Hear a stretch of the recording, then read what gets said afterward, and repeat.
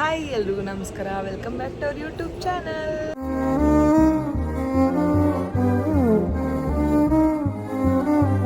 ಈಗ ನಾನು ಮನೆಯಿಂದ ಹೊರಡೋ ಟೈಮು. ಸೊ ಬನ್ನಿ ಎಲ್ಲಿಗೆ ಹೋಗ್ತಾ ಇದೀವಿ ಏನು ಅಂತ ನೋಡಿರಂತೆ. ಎಸ್, ನಾವಿವತ್ತು ಎಲ್ಲೋ ಆಚೆ ಹೋಗ್ತಾ ಇದೀವಿ. ನೋಡಿ ನನ್ನ ಔಟ್ಫಿಟ್ ಹೀಗಿದೆ. ಆ್ಯಂಡ್ ಯುಕ್ತ ಇನ್ನೂ ನಿದ್ದೆ ಮಾಡ್ತಿದ್ದಾಳೆ. ಯುಕ್ತ ಆಂಟಿ ಇಬ್ಬರು ಮಲ್ಕೊಂಡಿದ್ದಾರೆ. ಆ್ಯಂಡ್ ನಾನು ನನ್ನ ಜೊತೆಗೆ ಪಿಂಕಿನೂ ಬರ್ತಾ ಇದ್ದಾಳೆ. ಸೊ ಬನ್ನಿ ಎಲ್ಲಿ ಹೋಗ್ತಾ ಇದ್ದೀನಿ ಅಂತ ಹೇಳ್ತೀನಿ. ಪಿಂಕಿ ಔಟ್ಫಿಟ್ ನೋಡಿ. Ready, will go. ರಘು ಕೂಡ ಎದ್ದಿದ್ದಾನೆ. ರಘು ಕೂಡ ಎದ್ದು ನಮ್ಮನ್ನ ಕರ್ಕೊಂಡು ಹೋಗಕ್ಕೆ ರೆಡಿಯಾಗಿದ್ದಾನೆ. ಟೈಮ್ ನೋಡಿ ನೈಟು 2:15 ಇವಾಗ. ಆ್ಯಂಡ್ ನಾವು ಒಂದು ಟ್ರಿಪ್ ಹೋಗ್ತಾ ಇದ್ದೀವಿ, ಶಾರ್ಟ್ ಟ್ರಿಪ್ ಹೋಗ್ತಾ ಇದ್ದೀವಿ. ಎಲ್ಲಿ ಹೋಗ್ತಿದ್ದೀವಿ ಏನು ಅಂತ ನಿಮಗೆ ಈ ವಿಡಿಯೋ ಮೂಲಕ ಗೊತ್ತಾಗುತ್ತೆ. ಕಮಾನ್, ಲೆಟ್ಸ್ ಗೋ. ಓಯ್ ಸನಿ ಸನಿ ಟಾಟಾ. ನೈಟ್ ಟೈಮ್ ನಾವು ಎಲ್ಲೇ ಟ್ರಾವೆಲ್ ಮಾಡ್ತೀವಿ ಅಂದರೆ ಎಷ್ಟು ಬೇಗ ಹೋಗ್ಬಿಡ್ಬೋದು. ಒಂದು ಟ್ರಾಫಿಕ್ ಇರಲ್ಲ, ಏನೂ ಇರಲ್ಲ. ನೋಡಿ ನಮ್ಮ ಪಿಂಕಿ ನಿದ್ದೆ ಹೊಡಿತಾ ಇದ್ದಾಳೆ. ರಘು ಗಾಡಿ ಓಡಿಸ್ತಾ ಇದ್ದಾನೆ. ಎಲ್ಲಿ ಹೋಗ್ತಾ ಇದ್ದೀವಿ ಅಂದರೆ ಕೆಂಪೇಗೌಡ ಇಂಟರ್ನ್ಯಾಷನಲ್ ಏರ್ಪೋರ್ಟ್ಗೆ ತಲುಪಿದ್ದೀವಿ. ಇಲ್ಲಿಂದ ಎಲ್ಲಿ ಹೋಗ್ತೀವಿ ಅಂತ ಕೀಪ್ ಗೆಸ್ಸಿಂಗ್. ಸೊ ನಾನು ಪಿಂಕಿ ಇಬ್ಬರೇ ಹೋಗ್ತಾ ಇರೋದು. So it's time to say ಬಾಯ್. ಬಾಯ್ ಅಲ್ಲೂ ರಘು, ಸಿಗ್ತೀವಿ. 2 ದಿನ ಇರಲ್ಲ, ಮಿಸ್ ಮಾಡ್ಕೊಳೋಣ. Good morning.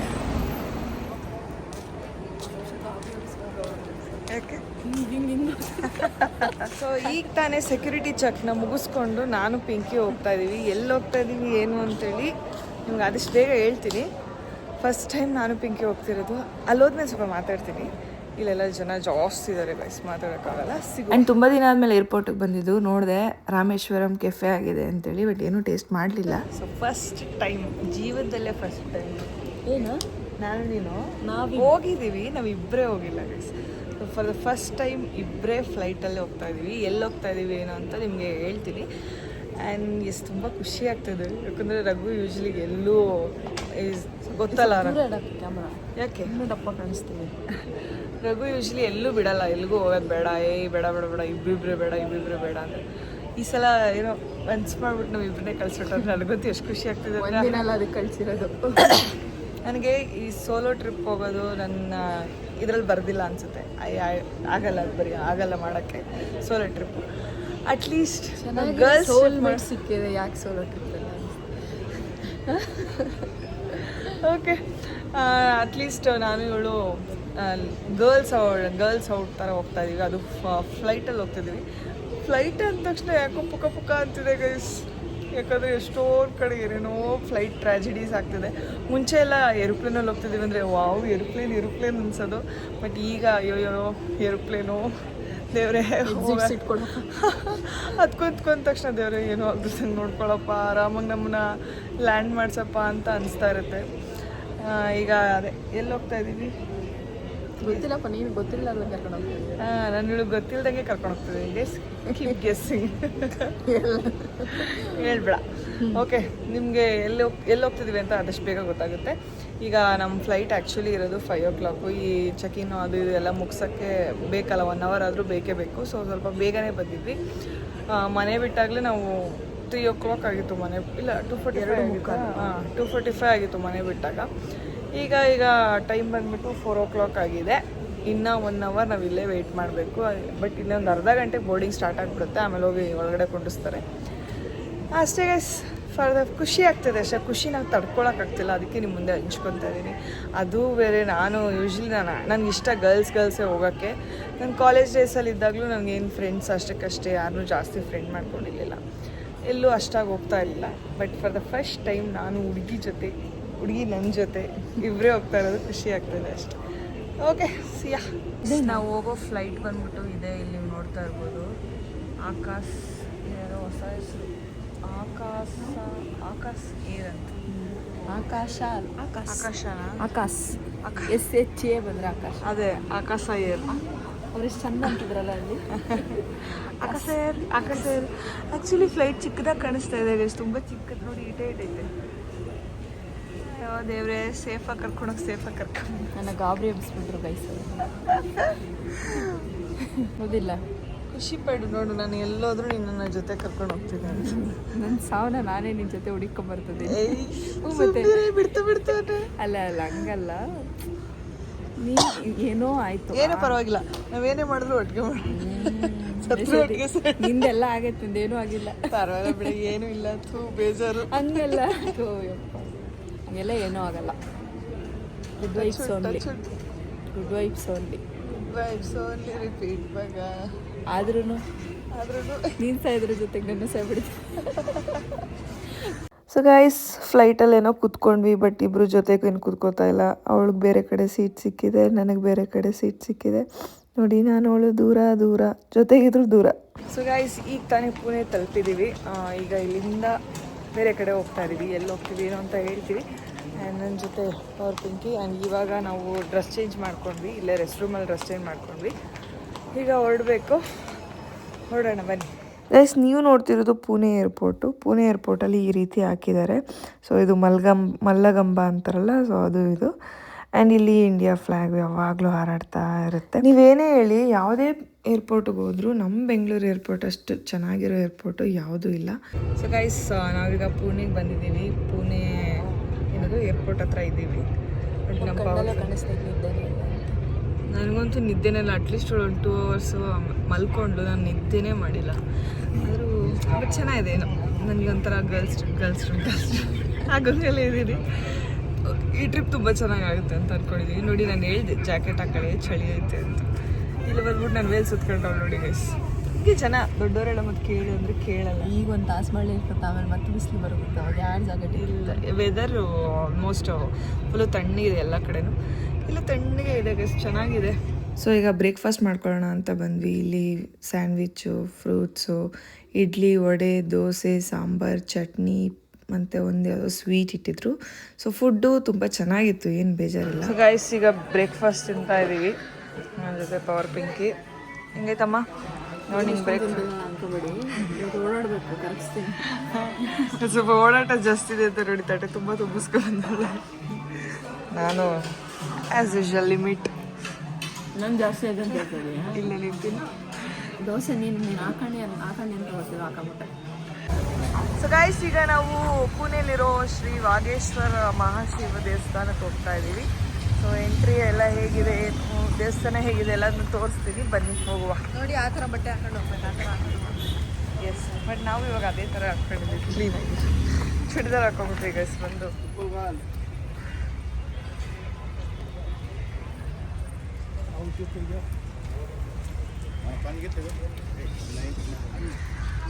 ಹೋಗಕ್ಕ, ನಮಸ್ಕಾರ.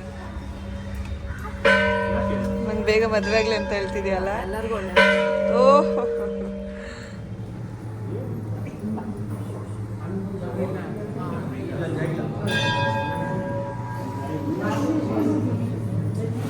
ಇವಾಗ ದೇವಸ್ಥಾನ ಮುಗಿಸ್ಕೊಂಡು ಬೇರೆ ಪ್ಲೇಸ್ಗೆ ಹೋಗ್ಬೇಕಿತ್ತು. ನೋಡಿ, ಯಾವ ರೇಂಜಿಗೆ ಮಳೆ ಬರ್ತದೆ ಅಂದರೆ ನಡ್ಕೊಂಡು ಹೋಗೋಕ್ಕೂ ಆಗಲ್ಲ, ಆ ರೇಂಜಿಗೆ ಮಳೆ ಬರ್ತದೆ.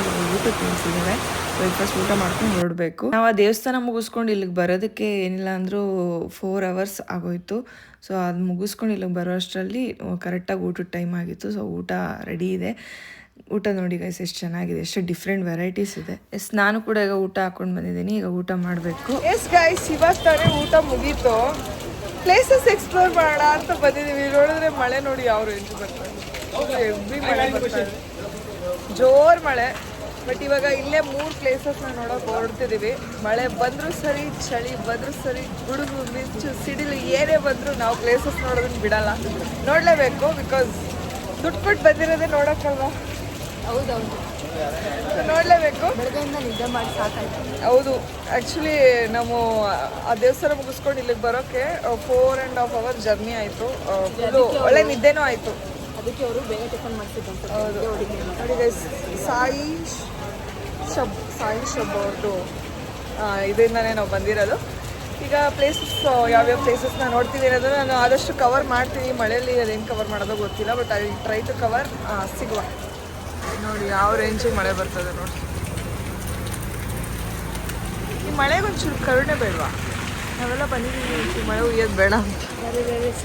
ರೈನಿಂಗ್ ಅಂತ ಸ್ಟಾರ್ಟ್ ಆಗಿದೆ. ಸೊ ನೋಡಿ ಗೈಸ್, ಮಳೆಯಲ್ಲಿ ನಾವು ಎಲ್ಲೋರಾ ಕೇವ್ಸ್ನ ಎಕ್ಸ್ಪ್ಲೋರ್ ಮಾಡೋಕೆ ಹೋಗ್ತಾ ಇದ್ದೀವಿ. ಮಳೆ ಬಂದ್ರೂ ತಲೆ ಕೆಡಿಸ್ಕೊಳ್ದೆ 50 ರೂಪಾಯಿಗೆ ಕೊಟ್ಬಿಟ್ಟು ಛತ್ರಿನ ರೆಂಟ್ ಮಾಡಿ ಹೋಗ್ತಾ ಇದ್ದೀವಿ. ಬನ್ನಿ ಹೋಗೋಣ, ಹೇಗಿದೆ ಅಂತೆಲ್ಲ ತೋರಿಸ್ತೀನಿ, ನೋಡೋರಂತೆ. ಸೊ ಗೈಸ್, ನೀವು ನೋಡ್ತಿರೋದೇ ಎಲ್ಲೋರಾ ಕೇವ್ಸ್.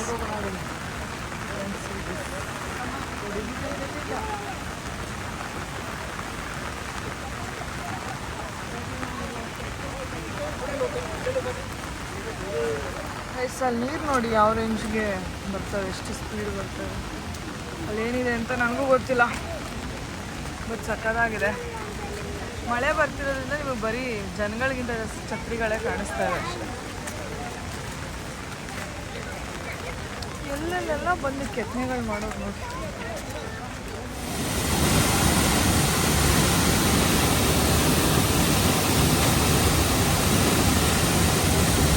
ನೀವು ನೋಡ್ತಾ ಇರ್ಬೋದು ಆ ಹಳೆ ಕಾಲದ ಕೆತ್ತನೆಗಳನ್ನ ಇಲ್ಲಿ. ಅಜಂತ ಎಲ್ಲೋರ ಚಿತ್ತಾರ ಶಿಲೆ ಎಲ್ಲಿ ಸಾಂಗ್ ಇದೆಯಲ್ಲ, ಸೇಮ್ ಅದೇ ಅನ್ಸುತ್ತಿದೆ ಎಲ್ಲೋರ ಅಂದರೆ. ನನಗೂ ಗೊತ್ತಿಲ್ಲ, ಬಟ್ ನಾನು ನಿಮ್ಗೆ ಹೇಳ್ತಾ ಇದ್ದೀನಿ ಅಷ್ಟೇ. ಬಟ್ ಇದು ತುಂಬ ಚೆನ್ನಾಗಿದೆ ಗೈಸ್, ಸಕ್ಕತ್ತಾಗಿದೆ. ಕಲ್ಲು ಮೇಲೆ ಕೊರೆದಿರೋದು ಅನಿಸುತ್ತೆ ಇದು, ತುಂಬ ಚೆನ್ನಾಗಿ ಕೊರೆದಿದ್ದಾರೆ. ಬನ್ನಿ ಈಗ ಒಳಗಡೆ ಕರ್ಕೊಂಡು ಹೋಗ್ತೀನಿ, ಹೇಗಿದೆ ಅಂತ ನೋಡೋಣ.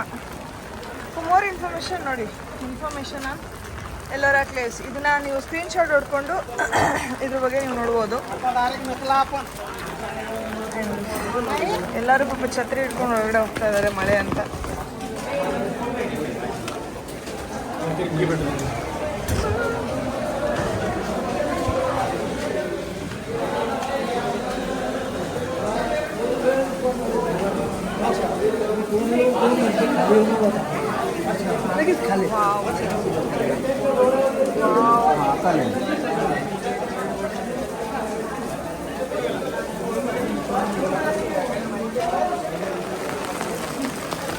ನೋಡಿ ಒಂದೊಂದು ಶಿಲೆನೂ ಇಲ್ಲಿ ಎಲ್ಲ ನಜ್ಜೋಗ್ಬಿಟ್ಟಿದೆ. ಅಂದರೆ ಅವಾಗಿನ ಕಾಲದಲ್ಲಿ ಯಾರು ಬಂದು ನಜ್ಜಿದಾರೋ ಗೊತ್ತಿಲ್ಲ. ಅಂದರೆ ಮೊಘಲರು, ನನಗೂ ಹಿಸ್ಟ್ರಿ ಅಷ್ಟೊಂದು ಗೊತ್ತಿಲ್ಲ, ನಾನು ರಾಂಗ್ ಹೇಳಿ ಅದು ರಾಂಗ್ ಆಗೋದು ಬೇಡ. ಬಟ್ ಆ ಟೈಮಲ್ಲೆಲ್ಲ ಬಂದು ಹಾಳು ಮಾಡಿದಾರಲ್ಲ ನೋಡಿ, ಎಷ್ಟು ಚೆನ್ನಾಗಿದೆ ನೋಡಿ. ಆನೆ ಇದೆ ಇಲ್ಲಿ, ಬಟ್ ಆನೆಗೆ ಸೊಂಡು ಮುರಿದಾಕಿದ್ದಾರೆ, ಕಿವಿಯೆಲ್ಲ ನಜ್ಜೋಗಿದೆ. ಆ್ಯಂಡ್ ಇಲ್ಲೆಲ್ಲ ಯಾರೋ ಗೈಡ್ ಇದ್ದಾರೆ, ಬಟ್ ಹೇಳ್ತಿದ್ರೆ ಅವ್ರು ಹೇಳೋದೇನು ಕೇಳಿಸ್ತಾ ಇಲ್ಲ.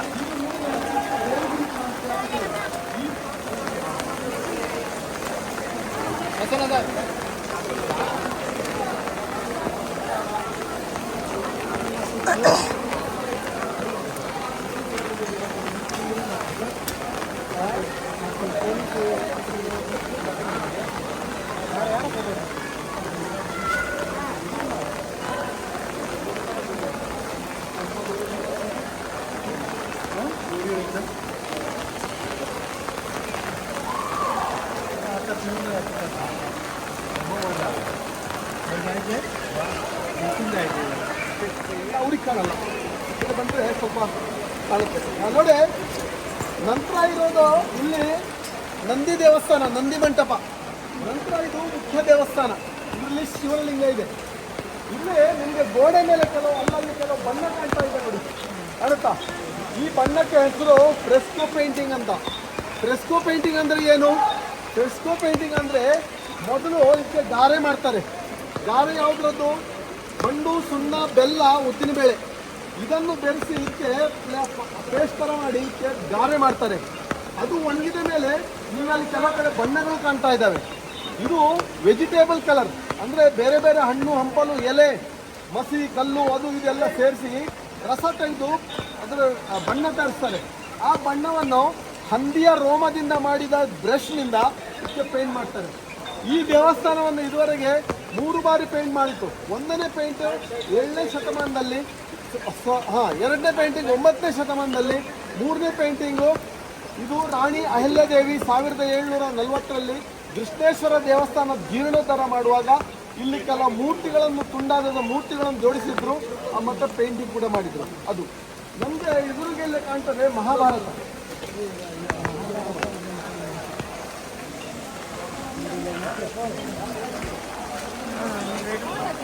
ನೋಡಿ, ಮಹಾಭಾರತದಲ್ಲಿ ಕೆಲವು ಮೂರ್ತಿಗಳನ್ನು ಹೇಳ್ತಾರೆ. ನೋಡಿ, ಇಲ್ಲಿ ಒಬ್ಬ ಹೆಂಗಸು ಮಂಚದ ಮೇಲೆ ಮಲಗಿದ್ದಾರೆ, ಆಯ್ತಾ? ಅವನು ದೇವಕಿ. ಈಗ ದೇವಕಿಗೆ ಕೃಷ್ಣನ ಜನ್ಮ ಆಗಿದೆ, ದೇವಕಿ ಹೆರಿಗೆ ಆಗಿದೆ, ಕೃಷ್ಣನ ಜನ್ಮ ಆಗಿದೆ. ಆ ಮಗುವನ್ನು ಹಿಡ್ಕೊಂಡು ಮಣಿಪಾಲ್ ಹಾಸ್ಪಿಟಲ್ನ ನರ್ಸ್ ನೋಡಿ, ಅವಳು ಮಣಿಪಾಲ್ ಹಾಸ್ಪಿಟಲ್ ನರ್ಸು. ಆ ಮಣಿಪಾಲ್ ಹಾಸ್ಪಿಟಲ್ ನರ್ಸು ಆ ಮಗುವನ್ನು ಎತ್ಕೊಂಡಿದ್ದಾಳೆ. ಇದು ಲೇಬರ್ ವಾರ್ಡ್ ಅಲ್ವಾ? ಆ ನಂತರ ವಾಸುದೇವ ಆ ಮಗುವನ್ನು ಹಿಡ್ಕೊಂಡು ನಿಮಗೆ ನೋಡಿ, ಅದು ಅವ ನಂದ ಗೋಕುಲಕ್ಕೆ ಹೋಗ್ತಾ ಇದ್ದಾನೆ. ಗೋಕುಲಕ್ಕೆ ಹೋಗುವಾಗ ರಸ್ತೆಯಲ್ಲಿ ಏನಾಗುತ್ತೆ, ರೋಹಿಣಿ ಮಗು ಮತ್ತೆ ಕೃಷ್ಣನಿಗೂ ಅದ್ಲಿ ಬದ್ಲಿ ಆಗುತ್ತೆ, ಎಕ್ಸ್ಚೇಂಜ್ ಆಗುತ್ತೆ. ಕಂಸ ಏನಂತಾನೆ, ಇವನೇ ಕೃಷ್ಣನೇ ಅನ್ಕೊಂಡು ಆ ರೋಹಿಣಿಯ ಮಗುವಿನ ಕಾಲನ್ನು ಹಿಡ್ಕೊಂಡು ಅಲ್ಲಿ ನೋಡಿ ಅಪ್ಪಳಿಸ್ಲಿಕ್ಕೆ ಹೋಗ್ತಾ ಇದ್ದಾನೆ. ಇದು ಪೂತನ ರಾಕ್ಷಸಿ ನೋಡಿ. ಆ ಪೂತನ ರಾಕ್ಷಸಿ ಕೃಷ್ಣನಿಗೆ ಹಾಲು ಉಣಿಸ್ತಾ ಇದ್ದಾಳೆ. ಇಲ್ಲಿ ನೋಡಿ ಮಜ್ಜಿಗೆ ಕಡಿಯುವಾಗ ಯಶೋದ ಮಜ್ಜಿಗೆ ಕಡಿಯುವಾಗ ಆ ಕೃಷ್ಣ ನೋಡಿ ಕಾಲು ಎಳಿತಾ ಇದ್ದಾನೆ. ಅಮ್ಮ ನನಗೆ ಸ್ವಲ್ಪ ಬೆಣ್ಣೆ ಕೊಡಮ್ಮ ಅಂತ ಇದ್ದಾನೆ. ಇದು ಕೊಟ್ಟಿಗೆ ನೋಡಿ, ಈ ಕೊಟ್ಟಿಗೆ ಕಾಣ್ತಾ ಇದೆ. ಇಲ್ಲಿ ಮೇಲೆ ಕೃಷ್ಣನಿಗೆ ಒಂದು ದೊಡ್ಡ ಉರುಳ್ಕಲ್ಲಿಗೆ ಕಟ್ ಹಾಕಿದ್ದಾನೆ, ಯಾಕಂದ್ರೆ ಅವನು ತರಲೆ ಮಾಡ್ತಾನೆ. ಆವಾಗ ಆ ಕೃಷ್ಣ ಏನ್ ಮಾಡ್ತಾನೆ, ಆ ಉರುಳ್ಕಲ್ಲನ್ನೇ ಎತ್ಕೊಂಡು ಹೋಗಿ ಆ ಮರಕೆಯಿಂದ ಬೆಣ್ಣೆ ಕಲಿತಾ ಇದ್ದಾನೆ ನೋಡಿ, ಬೆಣ್ಣೆ ಕಲಿತಾ ಇದ್ದಾನೆ. ಅವನ ಮಿತ್ರರು ಅವನಿಗೆ ಸಹಾಯ ಮಾಡ್ತಾ ಇದ್ದಾರೆ. ಇಲ್ಲಿ ಆ ಬಲರಾಮ ದನಕರುಗಳು ಮೇಯಿಸ್ತಾ ಇದ್ದಾನೆ, ಇಲ್ಲಿ ಯಶೋದೆ ಹಾಲು ಕರಿತಾ ಇದ್ದಾನೆ. ಇಲ್ಲಿ ನಿಮ್ಗೆ ನೋಡಿ ಬಕಪಕ್ಷಿಯ ರೂಪದಲ್ಲಿ ಬಂದ ಬಕಾಸುರ ತೊಟ್ಟಿಲಲ್ಲಿ ಮಲಗಿದ ಕೃಷ್ಣನ ಮೇಲೆ ಹಲ್ಲೆ ಮಾಡ್ತಾ ಇದ್ದಾನೆ. ಬಲಬದಿಯಲ್ಲಿ ನೋಡಿ ಇವ ಶಕಟಾಸುರ, ಇವ ಕೃಷ್ಣ ಶಕಟಾಸುರನ ಜುಟ್ಟನ್ನು ಹಿಡಿದವನಿಗೆ ಒದಿತಾ ಇದ್ದಾನೆ.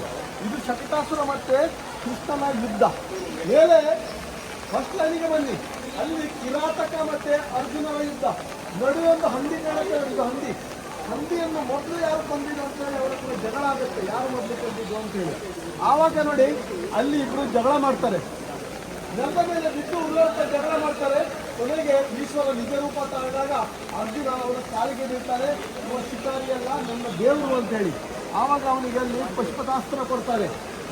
ಮುಂದೆ ಯುದ್ಧ ಶುರು ಆಗುತ್ತೆ. ಯುದ್ಧ ನೋಡಿ ಕೃಷ್ಣ ಮತ್ತೆ ಅರ್ಜುನ ರಥದಲ್ಲಿ ನೋಡ್ತಿರೋದು ಪೂರ್ತಿ ಮಹಾಭಾರತ ಕಥೆನೇ ಈ ಕಲ್ಲಲ್ಲಿ ಕೆತ್ತಿದ್ದಾರೆ ಗೈಸ್. ನನಗೆ ಪೂರ್ತಿ ತೋರಿಸಿದ್ರೆ ಚೆನ್ನಾಗಿರಲ್ಲ, ಸೊ ಇಷ್ಟಿಗೆ ನಾನು ಎಂಡ್ ಮಾಡ್ತಾ ಇದ್ದೀನಿ. ಈಗ ನಾವು ಇಲ್ಲಿ ಮೆಟ್ಲು ಹತ್ಕೊಂಡು ಮೇಲೆ ಬಂದಿದ್ದೀವಿ. ಬಂದರೆ ಇಲ್ಲಿ ದೇವಸ್ಥಾನ ಇದೆ. ಎಷ್ಟು ಕತ್ಲೆ ಇದೆ, ಕಾಣಿಸ್ತಾನೆ ಇಲ್ಲ. ಎಲ್ಲಿದೆ ದೇವರು? ನೀನೇ ಅನ್ಕೊಂಬಿಟ್ಟೆ ಒಂದು ನಿಮಿಷ. ಗೈಸ್ ಇಲ್ಲಿದೆ ದೇವರು ಅನ್ಸುತ್ತೆ.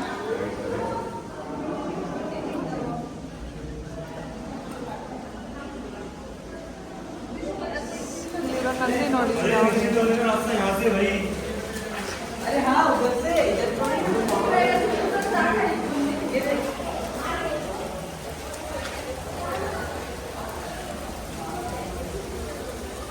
ನಮ್ಮ ಗ್ರೂಪಲ್ಲಿದೆ, ನಾವು ನಮ್ಮ ಗ್ರೂಪ್ನ ಬಿಟ್ಟು ಎಲ್ಲ ಕಡೆ ಓಡಾಡ್ತಾ ಇದ್ದೀವಿ. ಎಕ್ಸ್ಪ್ಲೇನ್ ಮಾಡ್ತಾ ಇದ್ದಾರೆ.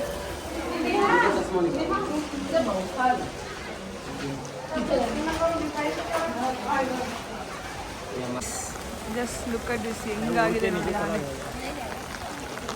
ಇಲ್ಲಿಂದ ಬಂದರೆ ನಿಮಗೆ ವ್ಯೂ ಸಕ್ಕತ್ತಾಗಿದೆ ನೋಡಿ. ಎಲ್ಲ ಕೇವ್ಸ್, ಎಲ್ಲರ ಕೇವ್ಸ್ ವ್ಯೂ ಸಕ್ಕತ್ತಾಗಿದೆ. ಓಕೆ ಪಿಂಕಿ, ಹೇಗಿತ್ತು ಎಲ್ಲರ ಕೇವ್ಸ್? ಮಳೆ ಇರೋದ್ರಿಂದ ಒಂದು ಸ್ವಲ್ಪ ಡಿಸ್ಟರ್ಬೆನ್ಸ್ ಆಯಿತು, ಬಟ್ ಮಳೆಯಲ್ಲಿ ನಿಂತ್ಕೊಂಡು ನೋಡೋದಕ್ಕೆ ಇನ್ನೂ ಮಜವಾಗಿದೆ. ಸಕ್ಕತ್ತಾಗಿತ್ತು. ಸೀರಿಯಸ್ಲಿ ಇಷ್ಟು ಚೆನ್ನಾಗಿ ಕಲ್ಲೆಲ್ಲ ಕೊರೆದು ಮಾಡಿದ್ದಾರೆ ಅಂತ ನೋಡಿದ್ರೆ ಖುಷಿ ಆಗುತ್ತೆ. ಬಟ್ ಎಲ್ಲ ಜಜ್ಜೋಗ್ಬಿಟ್ಟಿದೆ, ಎಷ್ಟೊಂದು ಶಿಲೆಗಳು ಜಜ್ಜೋಗ್ಬಿಟ್ಟಿದೆ. ಯಾರು ಜಜ್ಜಿದ್ರು ಏನೋ ಗೊತ್ತಿಲ್ಲ. ಅಂದರೆ ಅವಾಗೆಲ್ಲ ವಾರ್ ನಡೆಯೋ ಟೈಮಲ್ಲಿ ಜಜ್ಜೋಗಿದೆ. ಅಂದರೆ ಹಿಸ್ಟ್ರಿ ಓದಿರೋದು ನಂಗೆ ಅಷ್ಟು ನೆನಪಿಲ್ಲ. ನಾನು ಸ್ವಲ್ಪ ಮರುವು ಜಾಸ್ತಿ, ಬೇಗ ಮರ್ತೋಗ್ಬಿಡ್ತೀನಿ. ಹಿಸ್ಟ್ರಿ ಅಷ್ಟು ನೆನಪಿಲ್ಲ. ನೀವು ಯಾರ್ಯಾರು ಜಜ್ಜಿರೋದಿಲ್ಲ ಜಜ್ಜೆಲ್ಲರೂ ಗೊತ್ತಿಲ್ಲ, ಏನು ಹೇಳ್ಬಾರ್ದು ಅಂತಾರೆ, ಅದಕ್ಕೆ ನಾನು ಹೇಳಲ್ಲ. ಹೌದು ಗೈಸ್, ಅದಕ್ಕೆ ನನಗೂ ಗೊತ್ತು, ನಾನು ಹೇಳಲ್ಲ.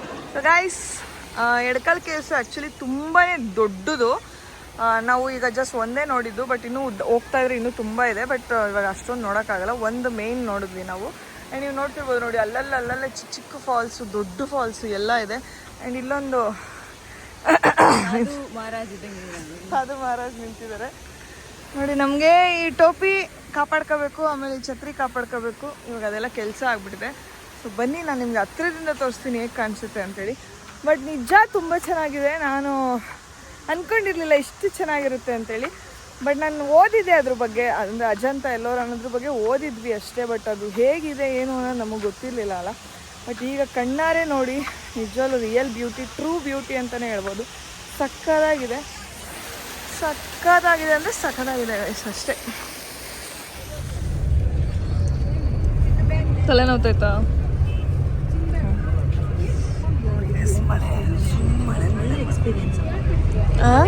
ಎಲ್ಲ ಎಕ್ಸ್ಪೀರಿಯನ್ಸ್ ಸ್ಕೂಲ್ ಡೇಸಲ್ಲಿ ಆಗ್ತಿತ್ತು ಹಿಂಗೆಲ್ಲ ಎಕ್ಸ್ಪೀರಿಯನ್ಸ್ ಹಿಂಗೊಳೆ ತಿನ್ಕೊಂಡು ಮಳೆನಲ್ಲಿ ಆ ಕಾಲಕ್ಕೆ ನೆನಿಬೇಕು ಮಳೇಲಿ. ಸೊ ಎಲ್ಲರ ಕೇವ್ಸ್ನೆಲ್ಲ ನೋಡ್ಕೊಂಡು ಬಂದು ಈಗ ನಾವು ಸೆಂಟ್ ಲಾರ್ನ್ ಅಂತೇಳಿ ಒಂದು ರೆಸಾರ್ಟಿಗೆ ಬಂದ್ವಿ. ಈಗ ಊಟ ಮಾಡಬೇಕು. ಸೊ ಇವರು ಅಷ್ಟೇ ಊಟ ತುಂಬ ಚೆನ್ನಾಗಿತ್ತು. ಇಲ್ಲಿ ಕೂಡ ಫುಲ್ಲು ನಾವು ಶಿರ್ಡಿಗೆ ಬಂದಿರೋದು ಆ್ಯಕ್ಚುಲಿ ಇವಾಗ ಅದು ಮುಗಿಸ್ಕೊಂಡು. ಊಟ ನೀವು ನೋಡ್ತಾ ಇರ್ಬೋದು ಎಷ್ಟು ಚೆನ್ನಾಗಿದೆ ಅಂಥೇಳಿ. ಎಲ್ಲೂ ಕೂಡ ನಮಗೆ ನಾರ್ತ್ ಇಂಡಿಯನ್ ಫುಡ್ಡು ಅಂತ ಎಲ್ಲೂ ಅನಿಸ್ಲಿಲ್ಲ. ಬಿಕಾಸ್ ಕಂಪ್ಲೀಟಾಗಿ ಸೌತ್ ಇಂಡಿಯನ್ ಫುಡ್ನೇ ಇಟ್ಟಿದ್ರು. ಯೂಶ್ವಲಿ ನಮಗೆ ನಾರ್ತ್ ಸೈಡ್ ಹೋದಾಗ ಫುಡ್ಡು ನಮ್ಗೆ ಸೆಟ್ ಆಗೋಲ್ಲ. ಬಟ್ ಇಲ್ಲಿ ಮಾತ್ರ ತುಂಬ ಚೆನ್ನಾಗಿತ್ತು. ಇಲ್ಲಿ ಅಂತಲ್ಲ, ನಾವು ಈ ಪ್ಯಾಕೇಜಲ್ಲಿ ಹೋಗಿದ್ವಲ್ಲ, ಸೊ ಈ ಪ್ಯಾಕೇಜ್ ಕಂಪ್ಲೀಟಾಗಿ ಫುಡ್ಡು ನಮ್ಗೆ ಎಲ್ಲೂ ಬೇಜಾರಾಗಲಿಲ್ಲ. ಬಿಕಾಸ್ ಅಷ್ಟು ಚೆನ್ನಾಗಿತ್ತು. ಯೂಶ್ವಲಿ ಫುಡ್ ಅಪ್ಸೆಟ್ ಆಗಿಬಿಡೋದು, ಏನಾದರೂ ಒಂದು ಪ್ರಾಬ್ಲಮ್ ಆಗುತ್ತೆ ಆಚೆ ಹೋದಾಗ. ಬಟ್ ಊಟ ಮಾತ್ರ ಅಲ್ಟಿಮೇಟ್ ಆಗಿತ್ತು. ಈವನ್ ಸ್ಟೇ ಕೂಡ ಸಖತ್ತಾಗಿತ್ತು.